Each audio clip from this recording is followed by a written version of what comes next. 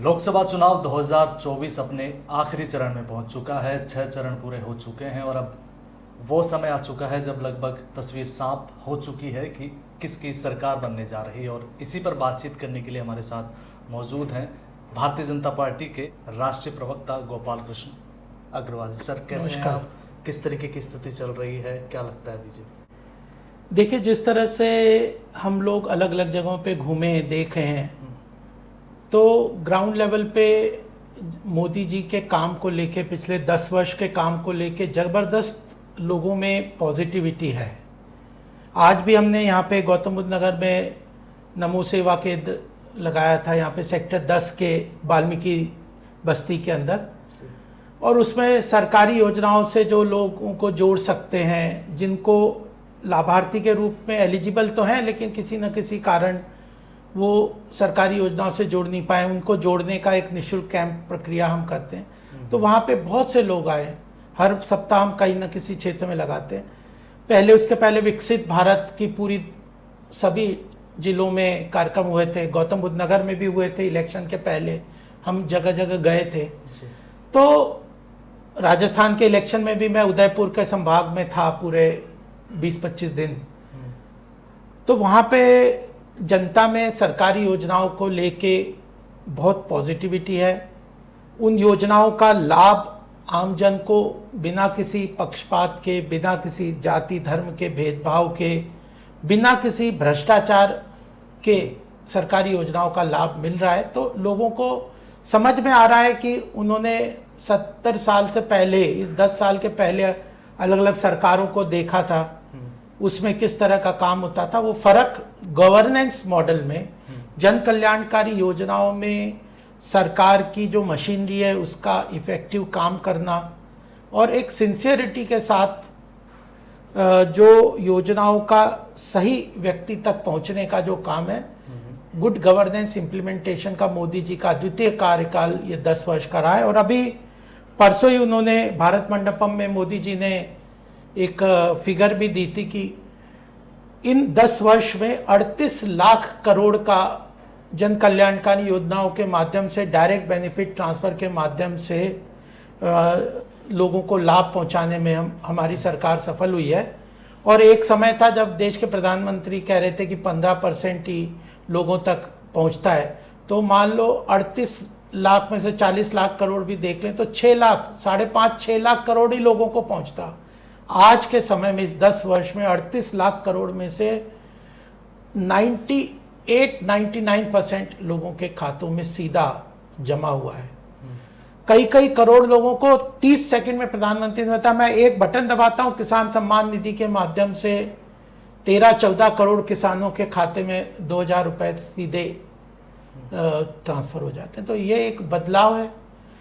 4 करोड़ मकान बनना, 11 करोड़ शौचालय बनना, उज्ज्वला योजना के अंदर 8-8.5 करोड़ महिलाओं को उज्ज्वला योजना मिलना, एक अभूतपूर्व प्रक्रिया के माध्यम से जन कल्याणकारी काम हुए हैं। और उसका असर ग्राउंड में जनता का प्रेम और मोदी जी के प्रति जो विश्वास है वह दिख रहा है। अब डायरेक्ट बेनिफिशियरी या फिर डायरेक्ट बेनिफिट पहुंचाने की बात कर रहे हैं कि जनता को डायरेक्ट सरकारी योजनाओं का फायदा बिना किसी भ्रष्टाचार के। उन्हीं में से एक योजना है आपकी राशन पहुंचाने की।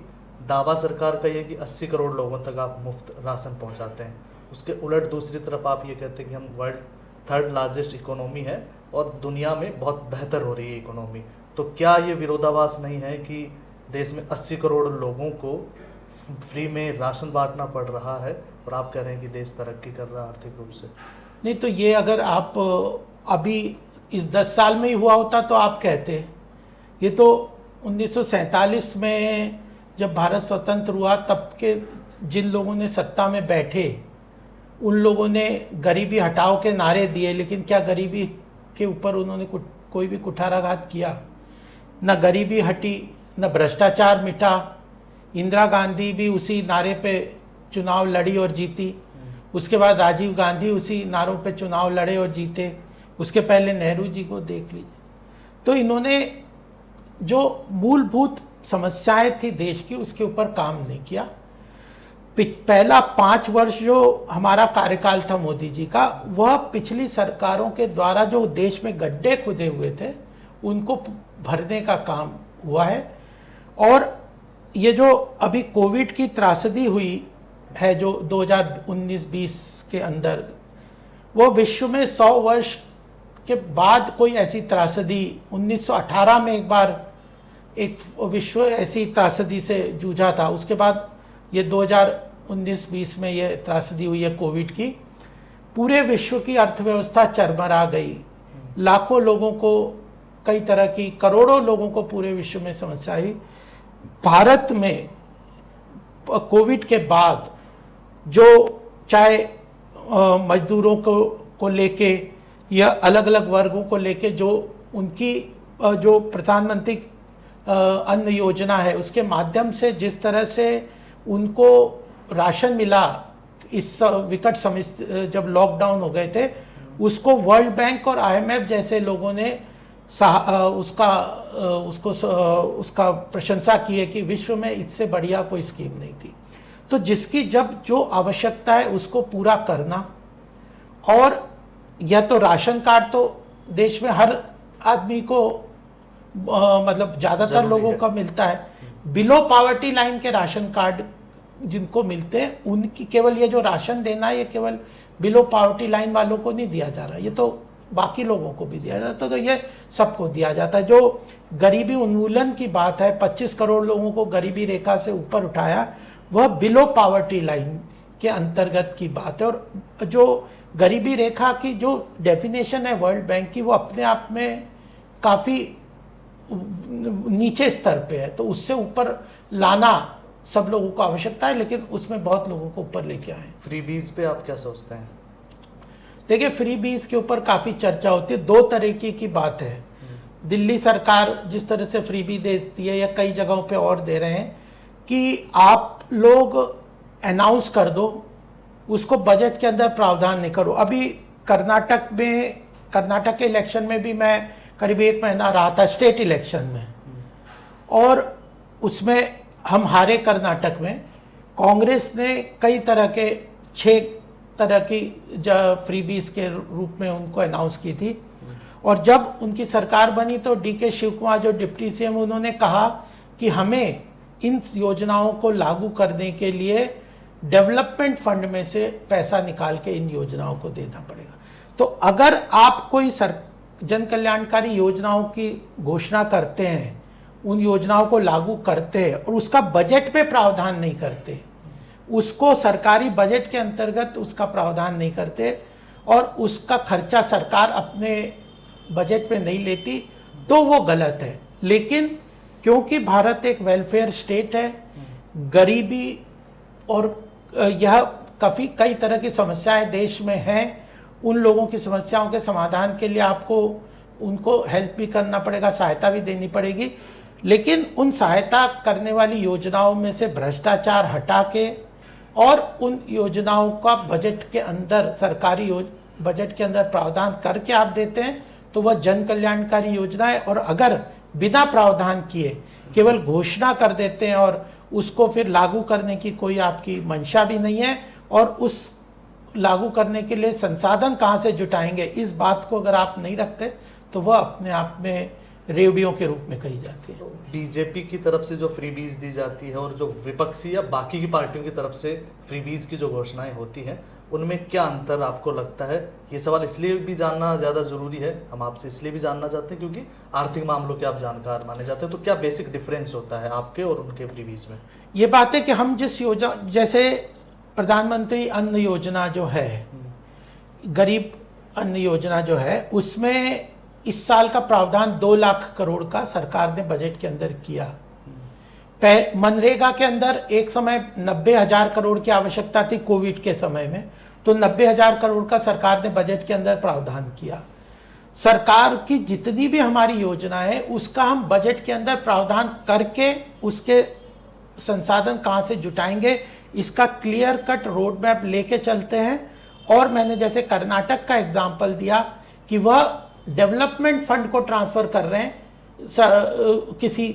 किसी तरह की योजना को लागू करने के लिए, तो वह गलत है। आपको इंफ्रास्ट्रक्चर भी डेवलप करना है, आपको रोजगार के अवसर करने के लिए इंडस्ट्री को भी सपोर्ट करना है, आपको अन्य तरह की जो सुरक्षा की, डिफेंस की रिक्वायरमेंट है उनके लिए भी प्रावधान करना है। तो आप innovation fund, development fund, infrastructure fund, industrial development की रिक्वायरमेंट, इन सबको पूरा करते हुए जन कल्याणकारी योजनाओं के लिए भी उस अपने बजट के अंदर प्रावधान करते हैं। हम उसी तरह करते हैं। इसको हम लोग कहते हैं कि सरकारी जो संसाधन है उसको आवश्यकता के अनुसार अलग अलग क्षेत्रों में आप प्रॉपरली डिस्ट्रीब्यूट करें। अगर ये नहीं कोई करता, इधर से पैसा निकाल, जैसे अभी ये कह रहे हैं कि हम कांग्रेस कह रही है कि हम इतने 5 न्याय, 5 और 25 गारंटीज की बातें कर रहे हैं। जब उनसे पूछते हैं कि आप कहते हो एमएसपी के लिए हम गारंटी दे देंगे, आपने हिसाब लगाया कि एमएसपी के लिए कितना पैसा चाहिए और उस एमएसपी के लिए आप कहाँ से संसाधन लेके जाएंगे? जरूर आवश्यकता है, करते हो आप, संसाधन बताओ तो बहुत अच्छी बात है, लेकिन आप केवल इसलिए घोषणा कर दो कि केवल वोट ले लेंगे, बाद में तो हमें कुछ लागू करना नहीं है। इन्होंने, कांग्रेस ने मध्य प्रदेश में का घोषणा की थी इससे पिछले इलेक्शन में, स्टेट इलेक्शन में, कि हम किसानों का कर्ज माफ कर देंगे 100 दिन में। इनकी सरकार पिछली बार तो जीते थे, ये हमसे ज्यादा वोट लेके आए थे मध्य प्रदेश में कांग्रेस, और लेकिन उसमें किया नहीं। फिर जनता ने उनको हटा दिया बीच में, उन्हीं के लोग उनको छोड़ के भाजपा ज्वाइन करे और फिर से शिवराज जी की सरकार बनी। तो ये जो झूठे वादे हैं, बिना प्रावधान के वादे हैं, जनता को बरगलाने के लिए जो वादे हैं, तो वो अपने आप में गलत है। चलिए इस चुनाव पर लौटते हैं। इस चुनाव में बीजेपी शुरू से 400 पार का दावा करती आई कि हम 400 पार लेकर आ रहे हैं। 400 पार के साथ एक चर्चा ये भी शुरू हुई कि 400 पार इसलिए चाहते हैं ताकि संविधान बदल सके, रिजर्वेशन खत्म कर सके। देखिए, ये तो बरगलाने वाली गलत बात है। 400 पार, प्रधानमंत्री जी इसको बिल्कुल स्पष्ट कर चुके हैं कि आज भी 400 पार एनडीए के लिए है। आज भी अगर आप भारतीय जनता पार्टी के और एनडीए के सारे लोगों को आप देखेंगे, सारी सीटों को काउंट करेंगे, तो ऑलमोस्ट 400 के करीब ही है। तो हम लोग तो इसी बात को लेके चल रहे हैं। हमने जनता के सामने अपना पक्ष रखा है, बाद में जनता के ऊपर डिपेंड करता है कि वो कितना हमें अपना समर्थन देती है, हमें कितना सहायता करती है, ये जनता के ऊपर है। हम लोग एक लक्ष्य को लेके चले हैं, उस लक्ष्य को, प्रधानमंत्री का आह्वान था, उस लक्ष्य को पूरा करने के लिए काम कर रहे हैं और उसी तरह ग्राउंड लेवल पे उसकी तैयारी भी कर रहे हैं। बाकी जो जनता देगी, जितनी सीट देगी, उसके लिए हम उसको स्वीकार भी करते हैं। लेकिन हमारा अपना आंकलन है कि इस बार हम अपने लक्ष्य को अवश्य पाएंगे, क्योंकि इस तरह के अनेकों काम किए हैं। धारा 370 कश्मीर से, जो कोई कहता था कि कोई हटा ही नहीं सकता, वो हटाई है। भव्य राम मंदिर का निर्माण किया है। मुस्लिम का जो वो ट्रिपल तलाक वाला, 3 तलाक वाला बहुत बड़ा मुद्दा था मुस्लिम महिलाओं की, उसके लिए वो किया है। प्रधानमंत्री जो आतंकवाद के ऊपर नकेल कस दी गई है काफ़ी हद तक, नक्सलवाद को ख़त्म करने में हमारी सरकार काफ़ी हद तक सफल हुई है। वैश्विक स्तर पर भारत की जो छवि है आज दुनिया में बहुत उभर के आगे आई है और हमारी अर्थव्यवस्था विश्व की सबसे तेज गति से बढ़ने वाली अर्थव्यवस्था। इतने सारे मूल्यांकन अगर आप कहते हो, धारा 370 हटाना, राम मंदिर का भव्य निर्माण, विश्व में भारत की धाक, भारत की अर्थव्यवस्था सबसे तेज गति से आगे बढ़ने वाली अर्थव्यवस्था है, किसी अपीजमेंट की पॉलिटिक्स को पूरी तरह हम ख़त्म करने में सफल हुए हैं और हम अपने आप में इंफ्रास्ट्रक्चर डेवलपमेंट का इतना काम कर रहे हैं, तो वो सबको दिख रहा है। उसी कारण हमें जनता का स्नेह समर्थन मिल रहा है। रिजर्वेशन की बात होती तो पहले चरण के बाद पीएम मोदी के द्वारा लगातार ये कहा गया कि कांग्रेस अगर सत्ता में आई तो वो SC ST और OBC का आरक्षण छीनकर मुस्लिमों को दे देगी। लेकिन रियलिटी ये कि ऑलरेडी मध्य प्रदेश, राजस्थान, गुजरात, इवन केंद्र में भी मुस्लिम समाज की कई जातियों को OBC के तहत आरक्षण दिया जा रहा। तो ये इस एक तरीके का प्रधानमंत्री पद पर रहते हुए इस तरीके की बात करना कहाँ तक उचित है? नहीं, सच्चाई को आप कह रहे हो, जो लोग गलत काम कर रहे हैं उनके ऊपर प्रश्न चिन्ह नहीं उठेगा, और जो सच्चाई को सामने ला रहा है उसके ऊपर प्रश्न चिन्ह उठेगा क्या? आरक्षण तो पहले प्रधानमंत्री भी ने दिया जा देखे रहा है। क्या, अभी 3-4 दिन पहले बंगाल के हाई कोर्ट ने क्या कहा? पश्चिम बंगाल में आप 42 में से जो ओबीसी का रिजर्वेशन दिया उसमें 41 मुसलमान जातियां हैं।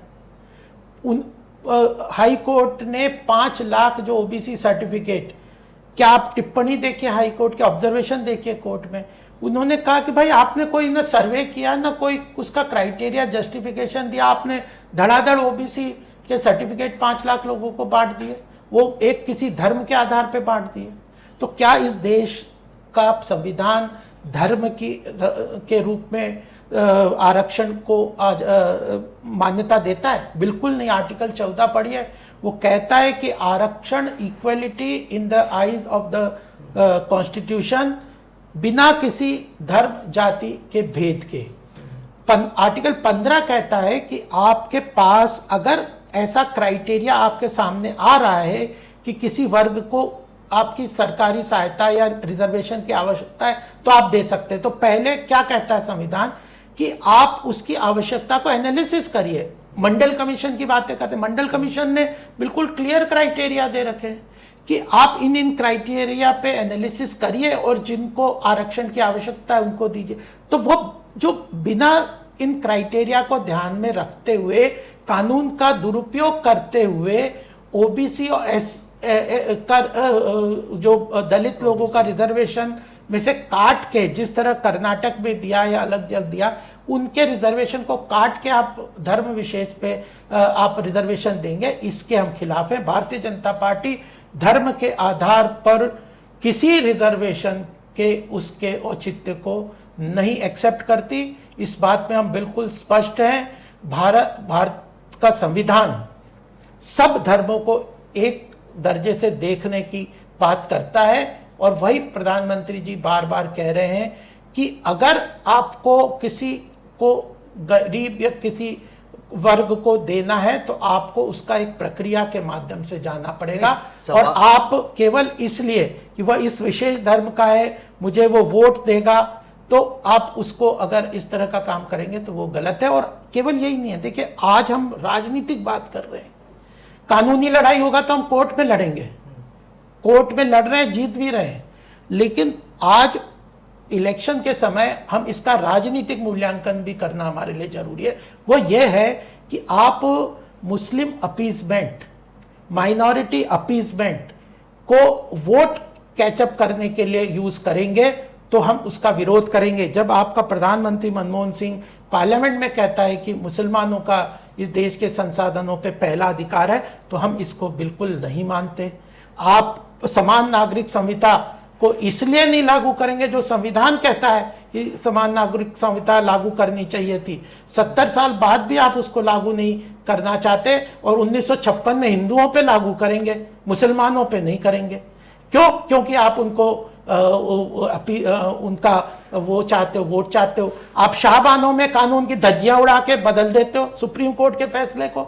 सुप्रीम कोर्ट ने जो इंडियन जो क्रिमिनल आईपीसी के अंदर, इंडियन पीनल कोड के अंदर 125 सेक्शन के अंदर शाहबानों को जो भत्ता देने की बात कही, आपने सुप्रीम कोर्ट में मुसलमानों को अपील करने के लिए आपने उसको कानून को बदल दिया।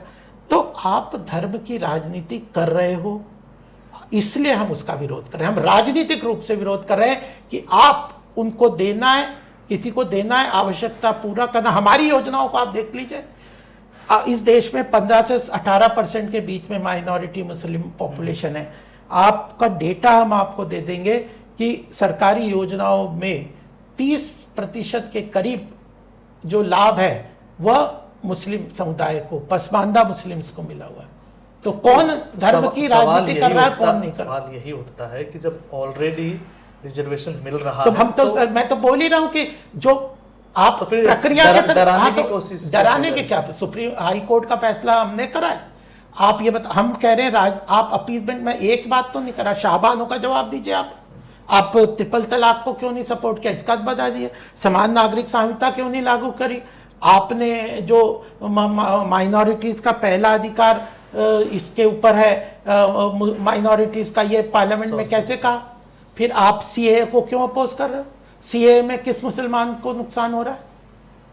सीए में जो हिंदू, हम सिख, जैन, क्रिश्चियन भाई जिनके ऊपर आसपास के देशों में अत्याचार हो रहे हैं, उनको भगाया जा रहा है, उन्हें मारा जा रहा है, उनका धर्म परिवर्तन किया जा रहा है, उनके ह्यूमन राइट्स को वायलेट किया जा रहा है और वो शरणार्थी की तरह भारत में आ रहे हैं, उनको हम सिटीजनशिप देना चाहते हैं, आप गलत प्रचार कर रहे हैं।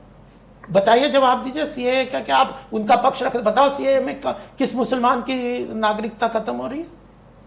फिर झूठा पूछो उनसे। तो हम तो चर्चा करने को पूरी तरह तैयार हैं।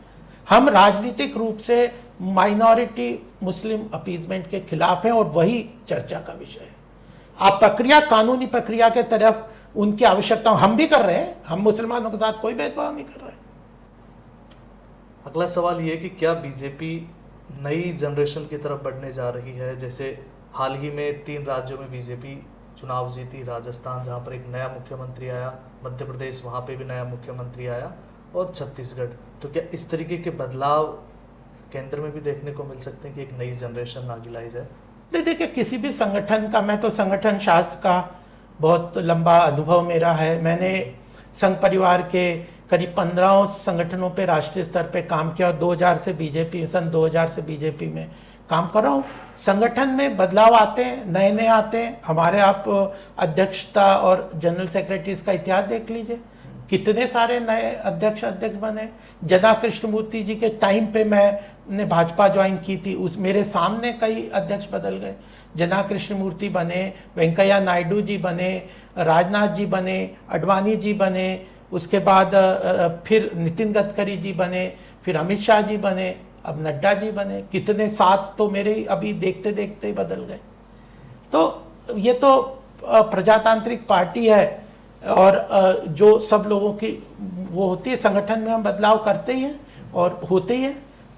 कई लोग हमारे अलग अलग पदों पे थे, आज वो नहीं है, दूसरे आ गए। तो ये सतत प्रक्रिया है। कोई भी संगठन अगर सतत प्रक्रिया के अंदर नए लोगों को स्थान नहीं देता तो वो अपने आप में उस संगठन का विकास रुक जाता है। तो मुझे लगता है कि भारतीय जनता पार्टी इस बात के लिए हरदम तैयार है कि नए लोग आएँ, नई ऊर्जा के साथ आएँ, नए जोश के साथ आएँ और आगे लेके संगठन को जाएं। 450 सीटों पर वोट डल चुके हैं। क्या अब तक आपके पास फीडबैक आया है कि बीजेपी क्या उस बहुमत के आंकड़े को लगभग छू चुकी या पार कर चुकी? क्योंकि अमित शाह का तो ये मानना है, आपके पार्टी के पास क्या फीडबैक है? देखिए, हमारे जो नेता हैं उन्हीं के माध्यम से ज़्यादा, क्योंकि जिस लेवल पे आदमी होता है उसके पास उतनी इंफॉर्मेशन होती है। हमारे पे एक लेवल की इंफॉर्मेशन होगी, लेकिन मेरे पास तो मध्य प्रदेश और छत्तीसगढ़ इस वक्त इलेक्शन में थे काम, मैं तो उन दोनों चीज़ों को देख रहा था। सबको अलग अलग जिम्मेदारियां होती हैं। तो हमारे जो गृह मंत्री जी ने स्पष्ट रूप से कहा है कि हम तो 310 को भी आंकड़े को, ये आज के इलेक्शन के पहले उन्होंने 5वें इलेक्शन में ही कहा था कि हम 310 के आंकड़े को पार कर चुके हैं। और ग्राउंड लेवल पे तो हमें लगता है, तो हमें प्रधानमंत्री जी का विश्वास और जो गृह मंत्री जी का जो विश्वास है, राष्ट्रीय अध्यक्ष जी का जो हम लोगों के साथ चर्चा है, उस सब में तो स्पष्ट लग रहा है कि हम अपने लक्ष्य को प्राप्त करने की तरफ बहुत तेजी से बढ़ रहे हैं। धन्यवाद गोपाल कृष्ण जी। ये थे भारतीय जनता पार्टी के राष्ट्रीय प्रवक्ता, और ख़ास बात ये कि आर्थिक मामलों के अच्छे जानकार भी माने जाते हैं। और ये हमारे इस पूरे इंटरव्यू के दौरान साफ दिखाई भी दिया जब इन्होंने फ्रीबीज़ और ख़ास तौर पर भारतीय जनता पार्टी की योजनाओं में और बाकी की पार्टियों में की योजनाओं में क्या बेसिक डिफरेंस है उसके बारे में भी विस्तार से बताया। धन्यवाद। देखते रहिए रिपोर्टर।